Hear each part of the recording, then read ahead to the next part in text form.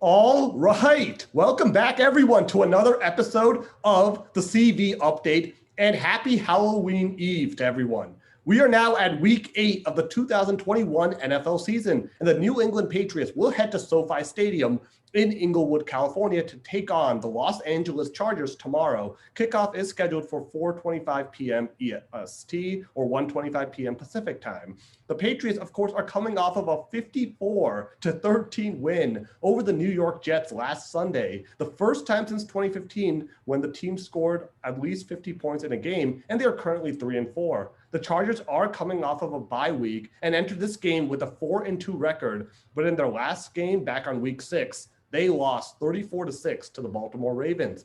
Of course, these two teams faced off last season in Southern California, and the Patriots won that game 45-0. But since then, the Chargers have changed head coaches with Brandon Staley, the new coach for the Chargers. And this will also be a homecoming for Patriots tight end Hunter Henry, who was drafted by the Chargers in 2016 and spent the first 5 seasons of his NFL career with the Chargers before signing with the Patriots as a free agent back in March. So we will discuss the Patriots' win over the Jets, their upcoming matchup with the Chargers tomorrow on Halloween Day, and also discuss the state of the NFL season so far. And we'll also discuss our rankings of the rookie quarterbacks taken in the first round. There were 5 of them. And we'll also briefly touch upon the Celtics' continued uneven start as they face the Washington Wizards later today. And joining me for today's discussion are Ravi and Paras Patnaik, and Anirban Chakraborty may be joining later on. But Paras, Ravi, thanks for coming on, and how are you guys doing? Doing well, like you said, Halloween Eve, and ready to provide some in-depth analysis. Yep, doing great. So happy to be back on the podcast and looking forward to having a hearty conversation. Yeah, definitely. I think just to start off, Justin Herbert might be having some Halloween nightmares from last season's matchup already, right?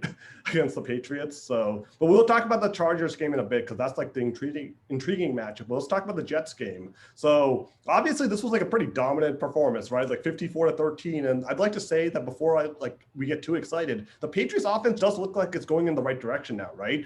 Against Houston, they scored 25. Against Dallas, 29, and now 54 points. So do you think are you viewing this hopefully as a momentum trend, guys? Do you think that this is the type of win that can really kind of jumpstart this uneven season? Because it's been sort of a disappointing ride so far. I know they beat the Jets and they're 3-4, but their wins are all against the New York Jets and Houston Texans, who are pretty much the worst teams of the league. So I don't know, do you think this could be a momentum building win, or do you think this is just going to be sort of a flash in the pan?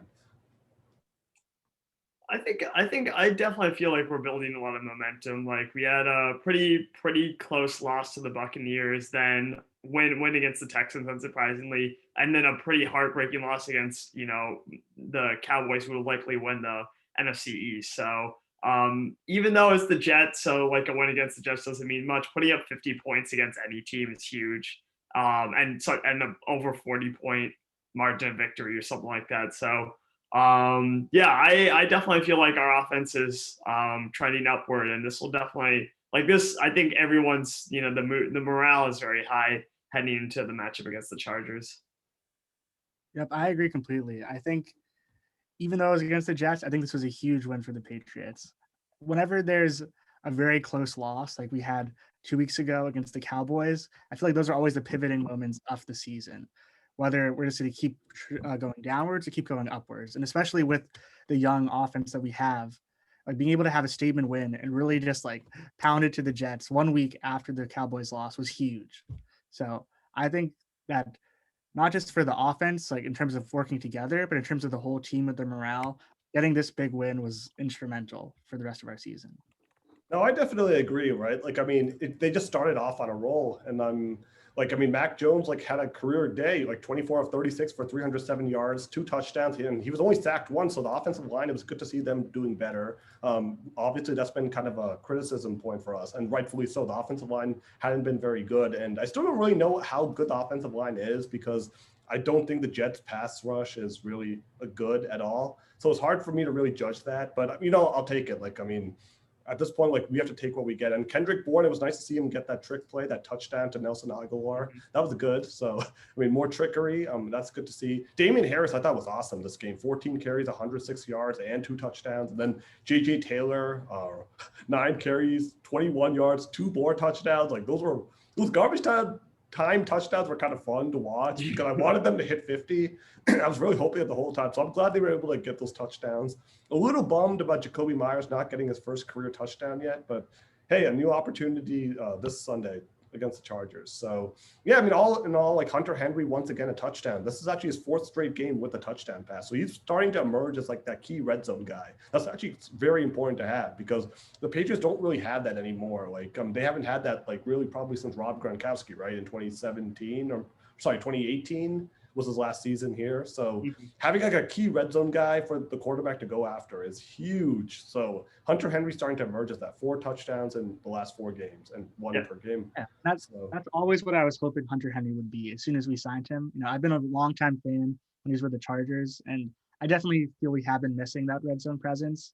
So to see him kind of pick it up the past 4 weeks has been such a relief. Like, I just feel better about our offense in general, knowing that we have, you know, those good core guys, and that gives a chance for our younger receivers to really kind of let it loose and try different things. Yeah, I'm just like wondering. So, of the guys the Patriots signed this offseason, like who do you like? So, Kendrick Bourne, Nelson Aguilar, Jonnu Smith, and Hunter Henry. Who do you say has like been the best, and who have you said has been like the most disappointing so far? I mean, for me, I'd say the best has probably been Henry, and then Kendrick Bourne is right behind him. I say the most disappointing is Jonnu Smith. Like, I mean, right now he's been like, I mean, I feel like he was pretty good in Tennessee, and like I feel like the idea was to give him a bigger role here, and he hasn't really taken advantage of that so far. He only has 1 touchdown so far, and he had a terrible game against the Saints back in week 3, but he's been like better since then. But I would say like considering like they signed him for 4 years and like $50 million, it's been kind of disappointing that like. He only has like he hasn't really like you don't really notice him in the game, do you? Like, no, not really. That's actually a very similar contract too. I think Mark Andrews got a very similar $50 million for 4 years or something like that too, and he's gotten like they've gotten so much more production out of Mark Andrews than we have Jonnu Smith. So, but in terms of worst contract, I would also put up Nelson Aguilar. I've been very disappointed in him. We signed him as like a wide receiver 1. Especially going to be looking into him for deep passes, and he's just been very disappointing overall. Yeah, he's too streaky. Like I feel you're basically getting the Philadelphia version of Nelson Aguilar, where like some games he'll do awesome, and then other games he'll just be non-existent. Like he just scored a touchdown against the Jets, so I give him credit for that. But like overall, it's been sort of like boom or bust. Like he's very much like if he doesn't get involved, he might actually just not have a catch in the game. I like Kendrick Bourne. In the boom part, like he's like even his good games are like not what we expected from him. So, but Jonnu Smith definitely gives him a run for his money. Kendrick Bourne, though, he has been like I really like the Kendrick Bourne edition. Like this guy has been like awesome. Like I mean, the touchdown pass was nice, but against the Cowboys, that 1 catch he had for 75 yards, that touchdown, that's like their most exciting play of the season so far, even in a loss. Like I mean, wouldn't you agree? Like that was like that swing from like the pick 6 to him like catching that, like that was like I think he's just such an energetic player. Like he can get open, he can make plays. Like I mean, he's sort of starting to. I don't want to say like direct comparison, but he's kind of starting to take on the role of Danny Amendola, like a reliable like type of receiver who in a clutch moment, like when you need him, he'll make the catch. Like him and Jacoby Myers are basically like the go-to guys. Like I trust those guys late in the game. And Hunter Henry too. I don't trust Jonnu Smith or Nelson Aguilar late in the game, which is like starting to become like the trend. And maybe that's what Mac Jones is starting to realize too, because he's a smart dude. Like he's starting to figure out like who he can trust. I mean, and I know that he's picking it up because in the red zone now, he always targets Hunter Henry because he knows Hunter Henry is going to be able to make a play in the red zone. That shows me he's understanding patterns and he's starting to see trends and reliability. So I like that from Mac Jones a lot. Like I think he's growing a lot, and overall it's been good. So yeah, I think chemistry is definitely a big part of it, and to see Mac Jones kind of forming that chemistry with Hunter Henry and Jacoby Myers and the rest of the guys has been promising. And I think one thing that's just become apparent in general this season is that the Tennessee Titans offense from last season was kind of like a flash in the pan sort of thing. You could have put any like half decent tight end in that offense, and he would have had, at least 5 touchdowns and at least 500 receiving yards. So I think there was a lot of hype around Jonnu Smith coming in, which probably wasn't deserved in hindsight. Yeah, I mean, that offense is very much Derrick Henry, right? I mean, he is pretty much like, I mean, he's their main offense, and now they have A.J. Brown. Like last year, like, I mean, A.J. Brown and Derrick Henry are like the two most focal points on that offense. So, yeah, I mean, I think because like if you have to always account for Henry and then you have to account for A.J. Brown, then Jonnu Smith probably got a lot of open targets. And now it's not the same situation anymore because Damian Harris is not a Derrick Henry, which might not actually be a bad thing because, like, I mean, I feel like anytime you have like a running back as your best player, those teams never actually end up like going far enough in the playoffs. So I will say the Titans have looked much better this year, but I think that's in part because just having better receivers for like the acquisition of Julio Jones and AJ Brown's really taken a step forward, and their passing game has improved quite a bit. So like their win against the Chiefs very recently, they like Derrick Henry rushed for like 100 or a little bit less than 100 yards, and they won that completely on the passing game, and also their defense really shut the. Well, Henry threw a touchdown in that game too. He did. Yeah, that's a good point. Yeah, so I mean, he's but that's like the Titans. And we will talk about the Titans in a couple of weeks because they do play the Patriots. But yeah, let's just go back to the Pats. Like, so I don't know, like let's just talk about how bad of a situation the Jets are, because I don't know, like at this point, it's like after a while, right? Like you can kind of like initially you might be like, okay, maybe it is the quarterback, right? And maybe it is the coach. They have a new quarterback and a new coach. Like last year was Adam Gase and Sam Darnold, and Joe Flacco was also there. This year they have Robert Saleh, defensive coordinator from the 49ers, who they were in the Super Bowl 2 years ago, and he got a lot of credit. And I think he's a good defensive coordinator. I think he's a good mind, like overall. But Robert Saleh, Zach Wilson, that was supposed to be the pairing, right? They were that's what they were selling people on. Robert Saleh and Zach Wilson. Like this literally looks like the same exact team from last year. Like, I mean, if you just look at like all the statistics, like just white out all the names and everything like that. So you just don't see, like, if you just anonymize everything, you wouldn't be able to tell that there was like a new coach. It would be like, this is the same thing year in, year out from the Jets, right? Like it's like, I don't know, like, at this point, is it just like incompetence among the front office, or is it just a bad organization? Like, how does this keep happening among like different owners, like the owners the same, but different coaches, different quarterbacks? Like Zach Wilson at this point, like he needs to get out of New York like ASAP. Like, I don't know, like, I mean, they're going to ruin him. Like he's already injured now for multiple weeks. Like, yeah, I think when an organization is making moves out of desperation and trying to stay relevant, I mean, I think it's bound to happen that the moves that they do make aren't the right ones. We still have a lot to see in terms of this head coach. And I do think Zach Wilson has promise, but when you're not making moves about the long term and you're not trying to win, you're just trying to not be the worst team in the league. I mean, that's not a way to run an organization. And I was waiting for the other shoe to drop. I was waiting for Zach Wilson to get hurt because I knew it was going to happen. It had to happen. Like, that's what happens with the Jets. And then it did. So, I mean, not surprising. Yeah, I mean, when he's taking at least 3 sacks a game like that, and your offensive line is just horrible, he was bound to get injured. And that really ruins the whole season in a sense, because like if like you're not competitive, at least you can say he's getting practice, he's getting acquainted to the NFL, and you'll get a good pick for next year. They might still get a good pick, but like he's not going to get as depending on how long he's out, like they're really not going to get to build that chemistry either. They could be back in a very similar situation next year. So yeah, I don't know. The Jets, I will say, like, it's tough to put all of this on, or put too much on Zach Wilson. Like he was not going to change the franchise, in his first half season. He was like, even if you look at Trevor Lawrence, who was even more highly touted, like he has done barely anything for the Jags prospect of winning any individual game. So, except for the Miami game, right? Say that again? Except for the Miami game, he did win that game, right? He did win the Miami game, but besides that, like, yeah, for the Jets, I think especially him going down, the season is kind of a bit of a loss. And I don't know at this point, like maybe you just get the second overall pick and draft someone for your offensive line or something, I mean, Mike White. Yeah, I mean, the backup now is Mike White, and they did get Flacco again, but Mike White, I mean, the Patriots pretty much feasted on Mike White.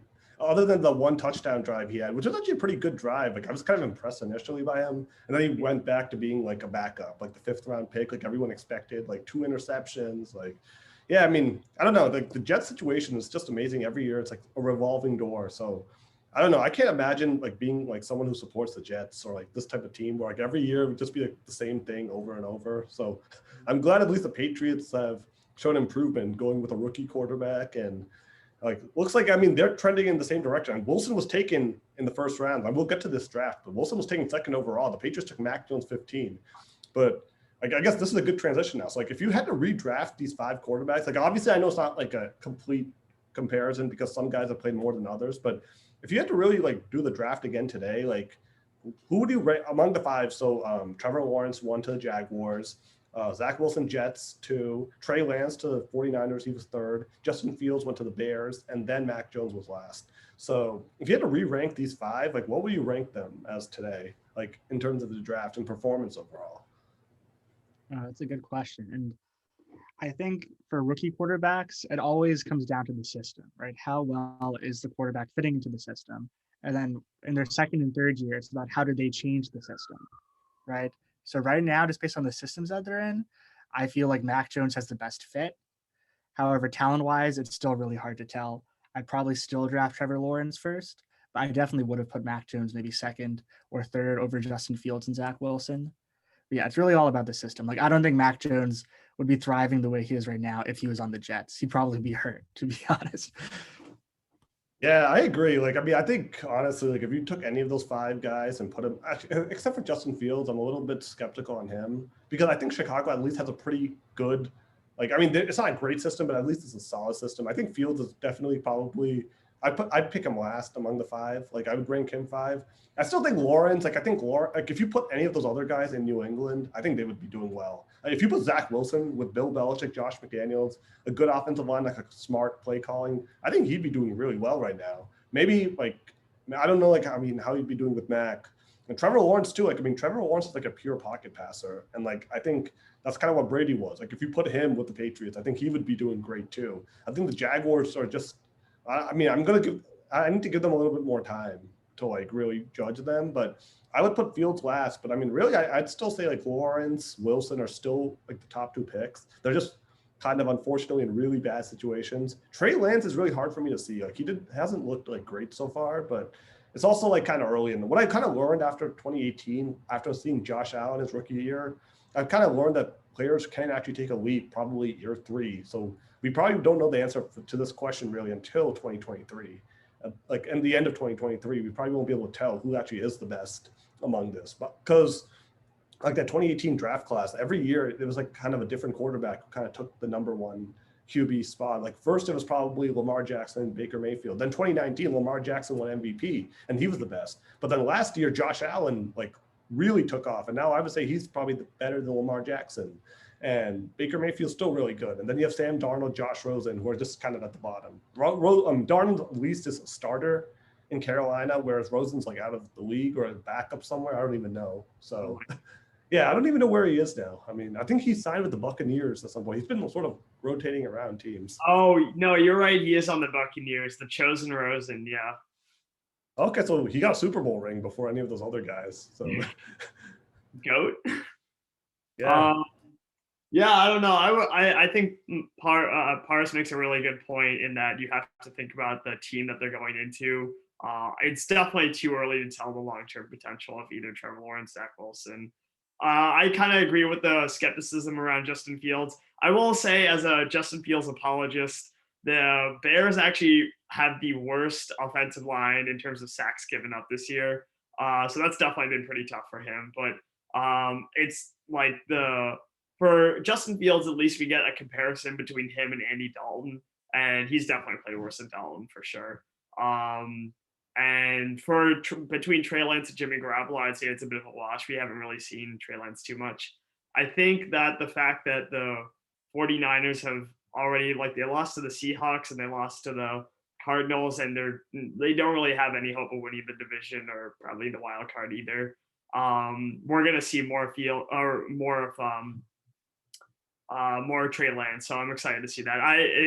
If you hark back to the start of the season, I actually said Trey Lance might win Rookie of the Year. I was hoping to see him a little bit earlier on in the season. I don't know if he'll be able to play enough games, but I'm excited for Trey Lance. I think he, besides the Patriots, the 49ers would be the best system to be drafted into too. Yeah, so I think he's got a good baseline. Kyle Shanahan, I mean, having a smart offensive coach like Shanahan, who I think, I mean, sometimes they overrate him a little bit because I think I think he's a good play caller, but I don't know. Like, I mean, all of a sudden you hear about like him being some visionary, like some all-time great, and I haven't seen that from him. Like the times I've seen his play calling were Super Bowl 51 in the second half and Super Bowl 54.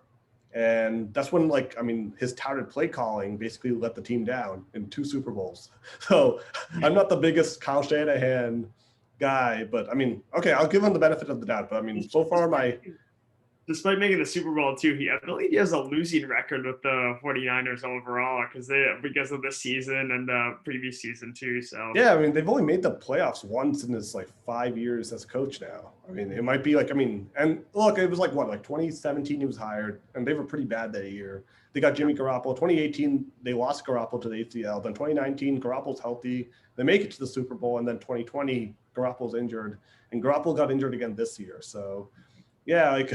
I mean, yeah, it's hard for me to really, like, I guess, grade him, but, like, I mean, I'm not, like, a huge Kyle Shanahan. But, yeah, no, I'll agree. Like, I think Trey Lance is in a pretty good system, so he will have every opportunity to succeed. Like, that offense is good. Brandon Ayuk, George Kittle, who is injured right now, Deebo Samuel. That's probably, like, the best offense. Like, I mean, better than the Patriots offense for sure, right? In terms of, like, quality stud receivers. Like, the Patriots have no one like a Deebo Samuel or, like, a Brandon Ayuk. They don't have a tight end like George Kittle, who's, like, the best tight end in the league when he's actually healthy. So they have and the running backs are like a rotating door. So the Patriots have an advantage there. Like Damian Harris, I would take over their revolving door of Raheem Mostert, Jeff Wilson. I mean, Trey Sermon. I think they just insert like some dude, and then that guy just has 200 yards, it seems, right? Mm-hmm. Yeah. So yeah. So like, I mean, would you say like Mac Jones is the offensive rookie of the year at this point? At this point in the season, if it ends now, like for sure, he leads basically every counting stat in both in terms of like raw numbers and yards per game. I think yards yards per attempt, but with the exception of Trey Lance, who's had less than 50 passes. So is it going to be QB rookie of the year? Because like if what's his name? Jamar Chase of Cincinnati. I mean, that rookie season he's having. I mean, I would probably have to go with him, right, for rookie of the year. Like, I mean, he is just going off this season, like as a rookie, which is, I would probably say like, but among quarterbacks, would you say Mac Jones if we just limit it to quarterbacks? Yeah, among quarterbacks for sure, but I don't think any of the quarterbacks have done enough to warrant being in that conversation for overall offensive rookie of the year, to be honest. Now, after we say that, go on. I will say if the Patriots do make the playoffs this year, which we are still in the window. I think we're like very easily the second best team in the East, and you know we have a lot of games ahead of us. So if we do make the playoffs, I could definitely see like, you know, you put Mac Jones in and you instantly make the playoffs the first year. That's a good case for rookie of the year. But you know, it's also, you could say something very similar with Chase with the Bengals, so missed the playoffs this year. Though you do have Burrow back, but yeah, it definitely looks like he boosted them from, you know, not a playoff team to a contender. That and Burrow coming back. Yeah, definitely. So yeah, I mean, I think at this point, like I would agree. Like Mac Jones has 9 touchdowns and 6 interceptions, which aren't like great stats by any means. Like, but like I mean, they're solid. Like I mean, I guess when you compare it to like Zach Wilson, who has like 9 interceptions this season, tied with Patrick Mahomes for the most in the league. So there's and then who else? Like Trey Lance and Justin Fields and Trevor Lawrence. I'd say Mac Jones is definitely the best of the 5 right now. But I mean, I am curious to see going forward, like what happens. Like, I mean, Trey Lance probably has the most promise. I agree with that. So let's see. But yeah, like that's our coverage of the Jets game. Obviously, like a dismantling of the Jets. It was nice to see, but Like, let's talk about the Chargers game tomorrow then. So the Chargers are definitely, I don't think they're going to beat them 45-0 again. Like, that was like some type of, I don't know how that happened last year because Justin Herbert was really good last year. Mm-hmm. He was the offensive rookie of the year. Like, he actually deserved that. 31 touchdowns, 10 interceptions. And the Patriots, who were kind of like stumbling around all year, went into LA and shut him out. Like, and that was Keenan Allen, Austin Eckler, Hunter Henry, Mike Williams. I'm pretty sure everyone was playing that day.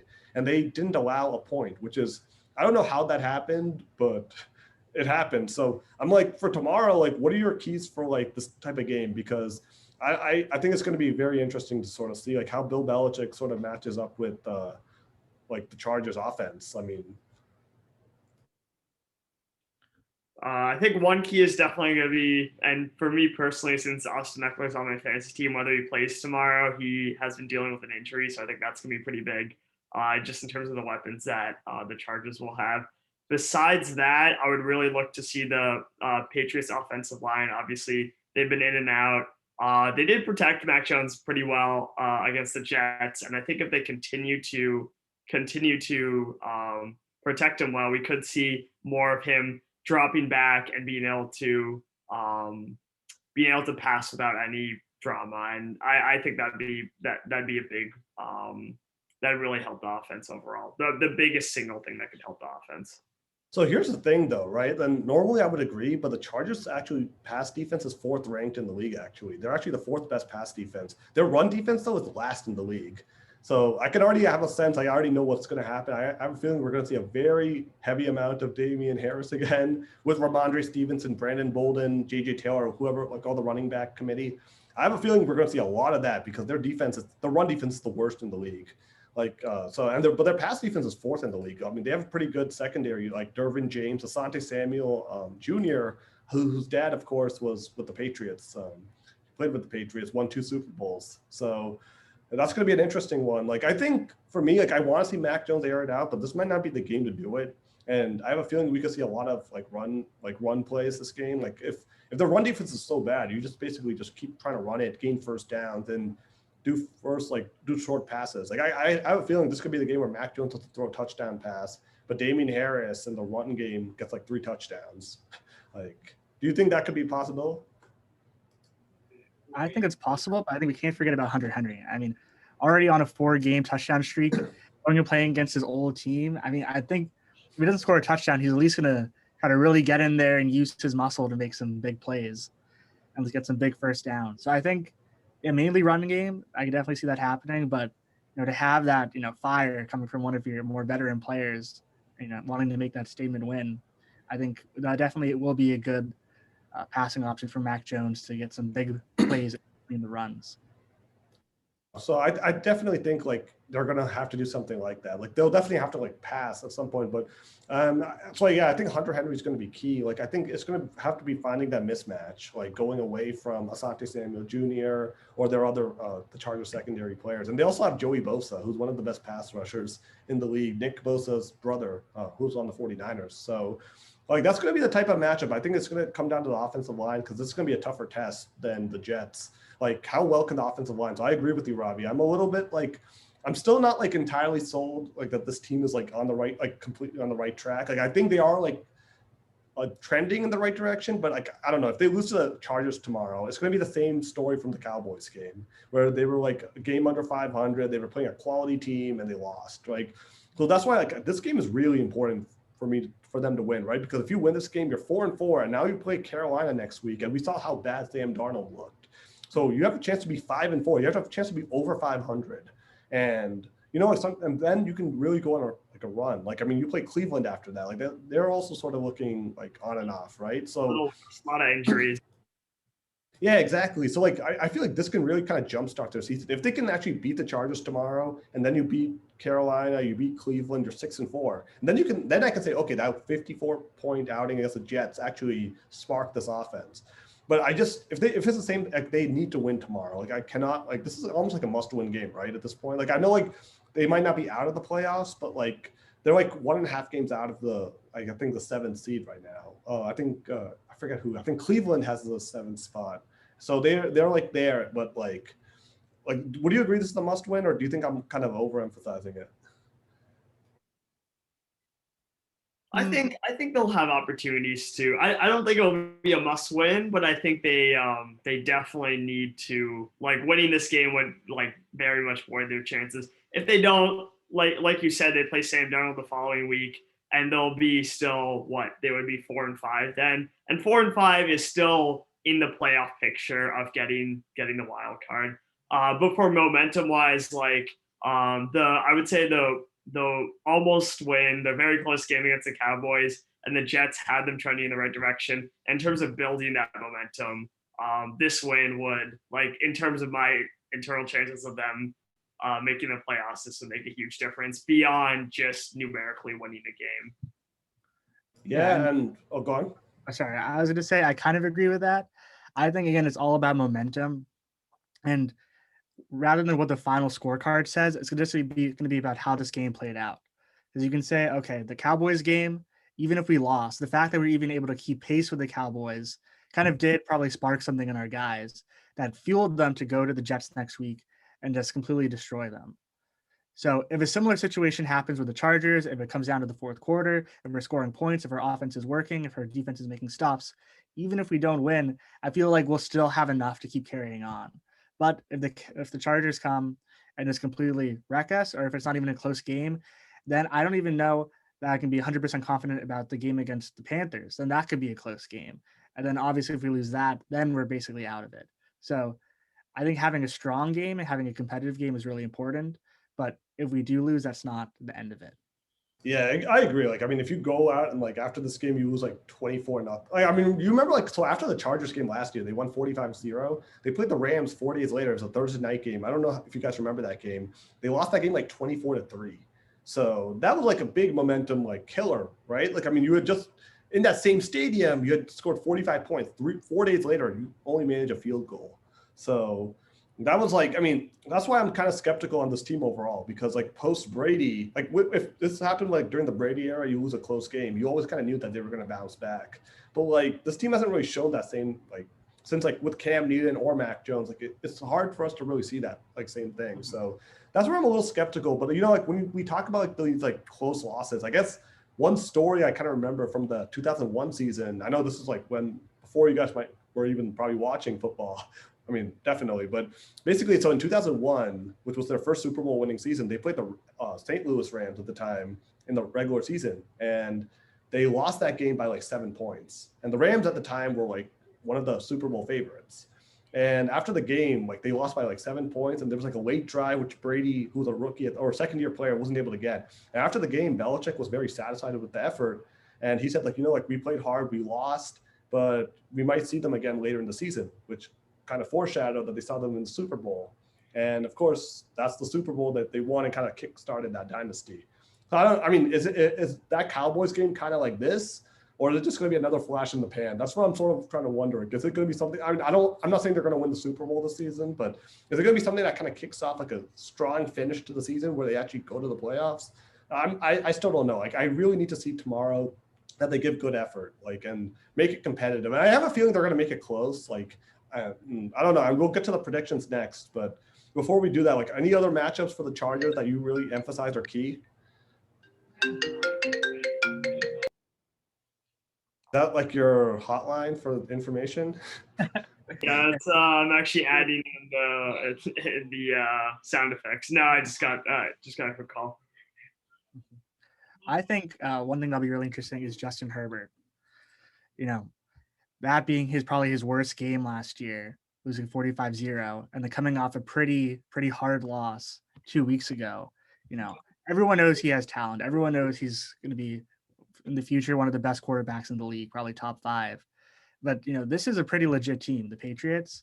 So I think he's going to come out with everything he has. I think he's going to try to be proving himself. So yeah, I am as legit as everyone says. So to see how he kind of matches up against Mac Jones. And, you know, if he goes for his plays at the beginning of the game, if he plays it safer, if he really airs it out, that'll be interesting to see. And that'll kind of dictate the course of the game, at least in the early stages, I think. Yeah, I mean, no, I agree with that. I think trying to limit Herbert and like getting to him like through the pass rush and really try to like basically study the game plan from last year, because this Chargers, I mean, I know it's a different team, but like at least you can sort of see like what you did last to throw Herbert off his game. And like, I mean, they still have Keenan Allen. Eckler might not get play. And I think that's going to be a huge, huge thing if Eckler's unable to go, because Eckler is essentially like a Christian McCaffrey type of player. And he's actually able to stay on the field, which is an advantage for him over McCaffrey. Well, he's obviously not as dynamic as McCaffrey, but like Eckler, like, I mean, he has 7 touchdowns this season from the catching and running. Like, he is a dual threat. Like, he can do everything essentially.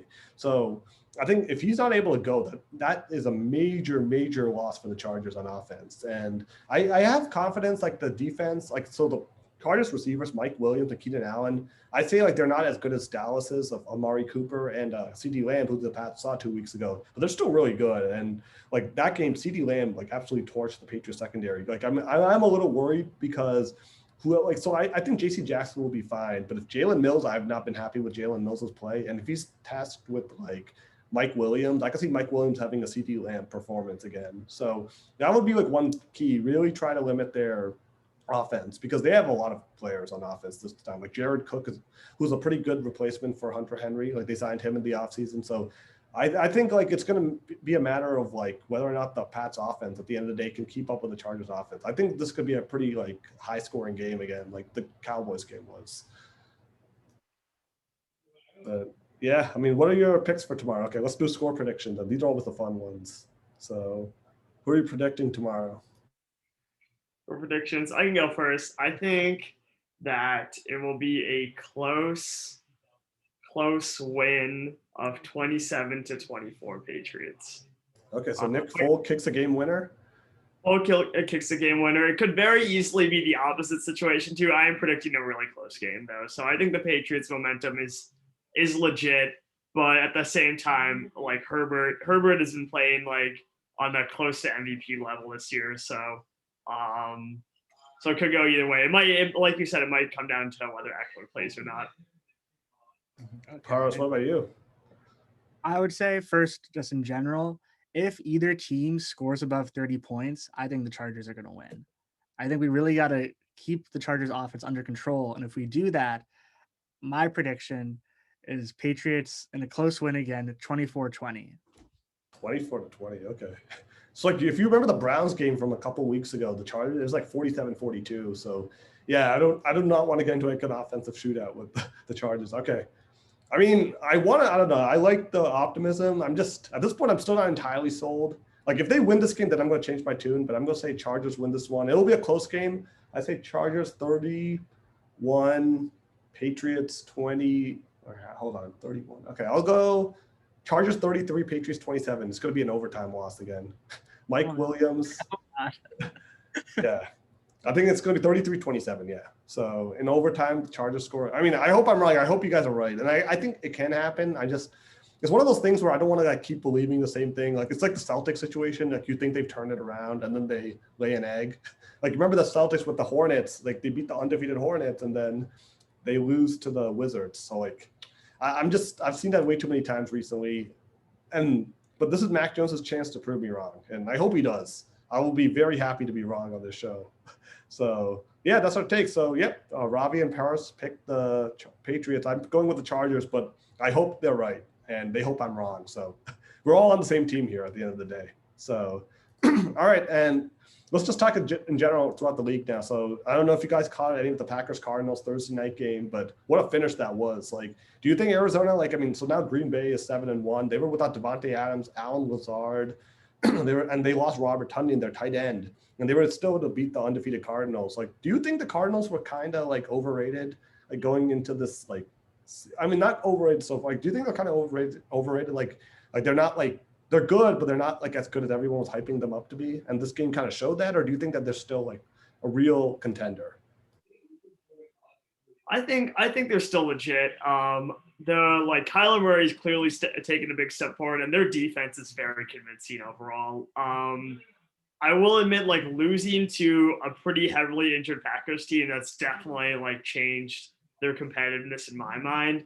But overall, I definitely believe in the Cardinals. It could very well be a situation like you mentioned with the 0-1 Patriots, where you played them in the regular season, lost. You know you're probably going to see them again, especially being in the same conference. They prepare, and maybe they can beat them the next time. But it was like a razor edge game. Like the entire game, it was like a hovering around a 3-point difference. And things could have very well gone differently with that last pass. So AJ Green, I don't know what he was doing. He was like blocking the receiver the whole time, blocking the cornerback. Sorry, not the receiver. It felt like the receiver because that was the guy who caught the ball in the end. So it seemed like AJ Brown was actually the defender the whole time. Like I don't know what happened there. I think it was a miscommunication among him and Kyler. And I thought like Kyler, given the circumstance, like it was not like a good game by him, but leading that late drive, like, I mean, it showed me something. Like, and their defense is really, really good. Like stopping Green Bay from the 1 yard line like 4 times, like that is really impressive, especially, and their goal line defense in general. I think that's the 49ers. They stopped Trey Lance at the 1 yard line. Their defense is probably the most stingiest in the league, and they lose JJ Watt for the season, and that is definitely going to be a loss. But I still think their defense is really good, and I don't know. Like I think like these types of losses happen from time to time. Like I mean, when you're like in the football league, like Aaron Rodgers is still a great quarterback, and so I think the Cardinals defense is going to be fine. Like I think they'll be good. Like they absolutely thrashed the Rams in LA. And the Rams beat the Buccaneers, who are the Super Bowl champions. So I think this definitely was also a very much a statement win for the Packers. Like going in, like if you remember at the start of the season when they got like absolutely trammed by the Saints, like there were a lot of questions about this team, but the fact that they could beat the only remaining undefeated team in the NFL when Devontae Adams out, a number of their defensive players are out, etc., like a heavily injured team. That says a lot. So, and I think the Packers are definitely like taking that as even more for victory considering the circumstances. Yeah. And going back to the Cardinals, I think it's interesting how I feel like this type of loss, that's the type of loss that really good teams have.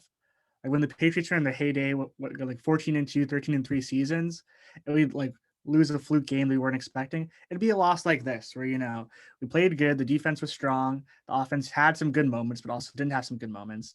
In the end, we lost to a team that is good and a team that's also competitive. But definitely with these teams that are taking a big jump, when a loss like this happens, the narrative is, oh, were they not legit? Oh, was it just a fluke? But no, I do think that the Cardinals, on both sides of the ball are really talented, and that this is just a little blip in a larger narrative for them. And then also for the Packers, I unfortunately didn't get that much of a chance to watch this game. I only watched a little bit, but a couple of weeks ago I was watching them play against the Steelers, and just looking at Aaron Rodgers, I think he has a look in his eye this season. He has the new flow. He's got every single play, he had a smile on his face. And I think he's trying to make a big statement. He feels like people have forgotten about him, and he's really trying to go out there hard. So I think the Packers are definitely a team to watch this season. And they kind of woke everyone up this week with their win against the Cardinals. yeah, so I think the Cardinals are for real, but I think what this game showed me is how important DeAndre Hopkins is to this team, because when he was out, the offense looked kind of out of sync, like completely. Like it almost seemed like they didn't really know what to do without DeAndre Hopkins. And I don't know, like I don't like I mean, when he got injured, and I don't like how he came back onto the field like during plays, like he just sort of would run in. And after the game, Cliff Kingsbury actually said like he actually didn't support that. So I'm starting to wonder a little bit. Like I mean, for the Cardinals, the key priority should be have Hopkins healthy, because if Hopkins is not healthy or is banged up a little bit, then that is a major, major blow, because that Cardinals team without Hopkins they look kind of like a mess. Maybe that's like part of the Thursday night thing, like short week and everything like that. But like, I don't know, like they didn't look like the same team, like without Hopkins. Like it seemed like Kyler wasn't as confident. Like he's kind of more shaky as a passer. Like AJ Green's solid, but like he's kind of older now. Like, I mean, Hopkins is still their kind of number one player. So like, I mean, I think they're for real still, like the Cardinals. I think the Packers, obviously, like I picked them to make the Super Bowl at the start of the season. So I wasn't like that surprised like that they were able to win this game. So it doesn't really change my eyes too much in terms of it. I think it was an impressive win for Green Bay, but it's also like week 8. So I don't think like anyone should get that like hyped up over like a week 8 game at the end of the day. Even if it is a great win, just got to like keep it going now. Cause yeah, Green Bay's now the 1 seed, but if they lose, like, I don't think either team's going to go 16-1 anyway. So Green Bay's probably going to lose another game at some point. So at some point, I think it'll come down to like like whether or not they can kind of maintain the flow. Like, I mean, I saw some flaws in Green Bay that even without Devontae Adams were kind of concerning. And maybe it's me like kind of being like very kind of picky, but I don't know, like going for a pass on 4th and 1, at the goal line, like when you have Aaron Jones and AJ Dillon, 2 battering rams, why would he do that? Like, why would he like risk that? Like, that was just not a good play call. Aaron Jones almost scored on the 1st and goal. And then they actually ruled it a touchdown. They had to reverse it. That's how close it was. And then I would have just probably gone for like AJ Dillon at that point if Aaron Jones is banged up. Like, the Cardinals could not stop the Packers run game. And like, I don't know. That's the type of stuff that kind of worries me more, like going forward, like the type of play calling. Like Matt LaFleur in the NFC Championship last game called for a field goal when they were down by 8. I don't know if you remember this in the NFC Championship game. The Packers were down by 8. He kicked a field goal, and he thought his defense would be able to make one more stop on the Buccaneers, and they didn't, and that's why they lost. So it's that kind of play calling that could really hold back the Packers eventually. And I would say the same thing happens with Arizona too. Like, these are the types of things that I could kind of see as like flaws, like late game execution. Like, I don't think Green Bay really had a good late game execution. It's just the Cardinals messed up as well late game. So there's that part, which, I mean, I think it's going to come down to which team. And I think like with Tampa, obviously with Brady, he's going to make sure the late game execution is as flawless as needed. Like if Brady ever lost a game, like you don't really like blame it to like late game execution, except for maybe like that Bears game where you forgot which down it was last year. But I mean, that's kind of rare. That's like a blunder. Like but most of the time he doesn't do that. So yeah, I mean, that's our take for that. And I'm just like, Robbie, was there a Super Bowl pick at the start of the season? Did you have Buccaneers or Chiefs, Packers, or? No, I had the Packers, which is still a sound take. I had the Chiefs, which is not as sound of a take anymore. So we should talk about them a little bit, actually. Yeah, like, I mean, what's going on with the Chiefs, by the way? Like, I mean, Patrick Mahomes is tied with Zach Wilson for most interceptions. Like, if he had told the Jets at the start of the season, Zach Wilson and Patrick Mahomes are going to be tied in a category, Jets fans would have been like, we're awesome. But in typical Jets fashion, you're tied with Patrick Mahomes for most interceptions. So, yeah. Yeah, I don't know. I think, obviously there's a lot of criticism of their defense, which is horrible. It's, they're bad at the rush. They're bad at passing. They're bad at most things. And so I think there's criticism there, but I think equally valid criticism is Patrick Mahomes, and part of the reason why he has so many interceptions has been trying to compensate for like the weaknesses of his team. We kind of even saw this in the Super Bowl where he just like tried to make these bizarre, like crazy sideways passes, which he almost did make to his credit, but I think he's just trying to basically, cover up for his team's weaknesses by making these crazy plays, which, historically, like he can do much better than other people, but it also leads to all these interceptions, and that's just sinking his team further. So I don't know. It's pretty tough. I think they are talented enough to bounce back, though. Well, speaking of bouncing back, I feel like it's going to be a huge game next week. This week they're playing the Giants, or you would assume they would win. But next week they're playing the Packers. So, I mean, they've basically failed every single time they've played against a real AFC contender. We're seeing them play against a legit NFC contender, getting a change of pace. I think if they win that game, then I can definitely see them bouncing back and making a deep playoff run. But if they lose that, I mean, I think great teams have on years and off years when, definitely when things are transitioning, in terms of their staff and their players. But I think this may just be an off year for the Chiefs. Yeah, it's starting to look like that. But yeah, I think they should beat the Giants. And I think at some point, I kind of would be worried if I'm a Giants supporter, because I have a feeling Patrick Mahomes is going to take out a lot of his anger on the Giants, just like Bill Belichick and the Patriots did it on the Jets last week. So maybe it's just like a thing where the cure right now to a remedy is just facing a New York team and just beating them. So yeah, we'll see what happens there. And that's like an interesting story. So Paras, do you have a Super Bowl pick mid-season if you have to make one? Who would you pick? I'm gonna stick with Bills Packers for me. So I'm Robbie. So what is yours, Robbie? By the way, are you going with Packers Chiefs? Paras will go first, and then I'll think a little bit more, because I think I'll keep the Packers. I'm gonna change the Chiefs. Okay. All right.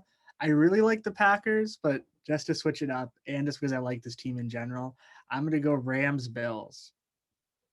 Okay, and who's winning it? I have the Bills over the Packers. So I would have the Bills over the Rams. okay, so we both have Buffalo for their first. Okay. And for me, I don't know. I think I'll go through the thought process. I think the Chargers are legit, but I don't think they'll make it. I don't want to pick the Bills. Well, I think the Bills are good, but you guys picked the Bills, so I'll do something different. I think both the Ravens and the Titans caught my eye. They both obviously rely on either Lamar Jackson or Derrick Henry running the ball like very well, which people have criticized for something that he can figure out in the playoffs more. But I think both have evolved quite a bit in terms of their passing game. And I think the Titans could potentially make the Super Bowl, but the Packers still win it. Yeah, that would be a very interesting Super Bowl.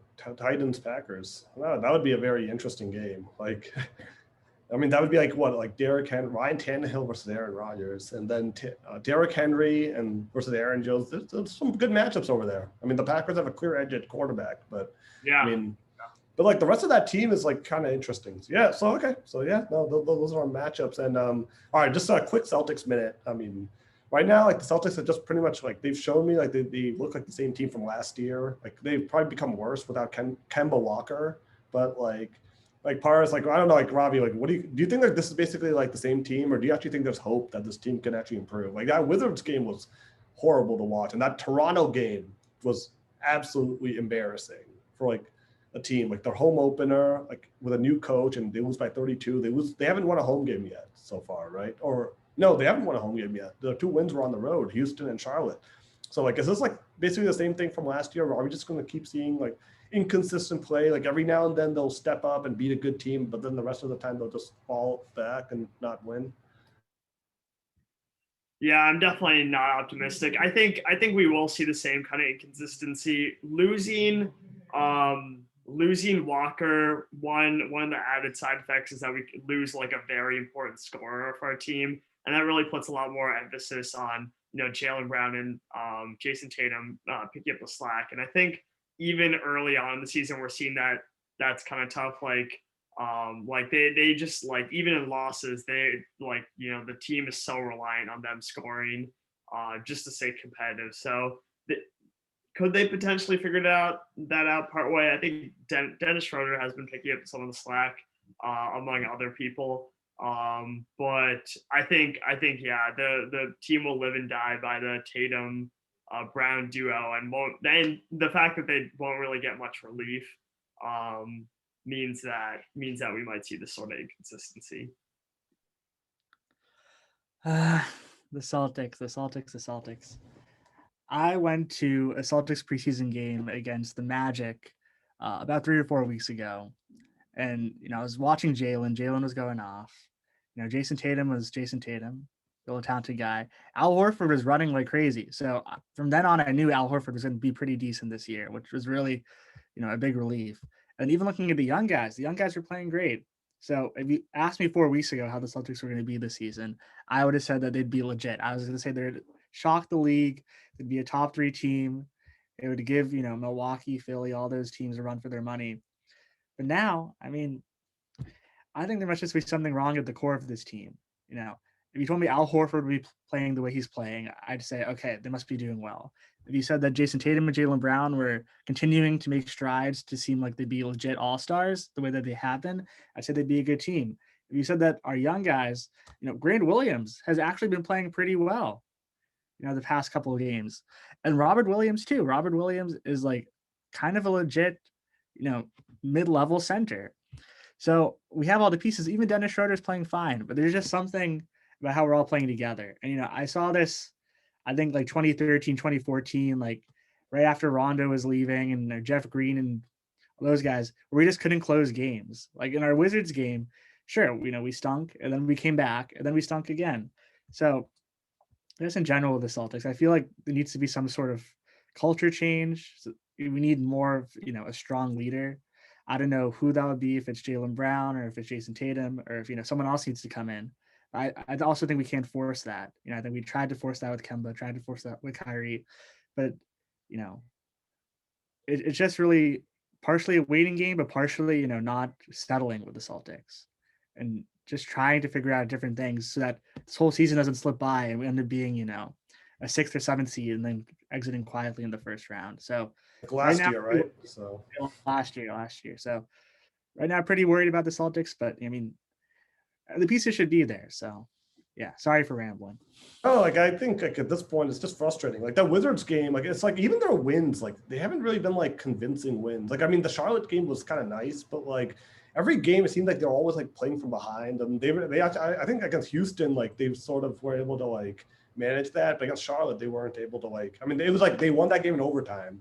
And they were down by like 8 or 9, like late in the fourth quarter, and they were able to come back. But that to me it was like more like an outlier. Like I mean, this game, like every game seems like they're always playing from behind, and it's just bad basketball. And probably the thing that's kind of the most alarming is Ime Udoka. The day, I think the night after the Wizards loss, he was basically saying that he knew that morning during the shoot around that the team was going to lose.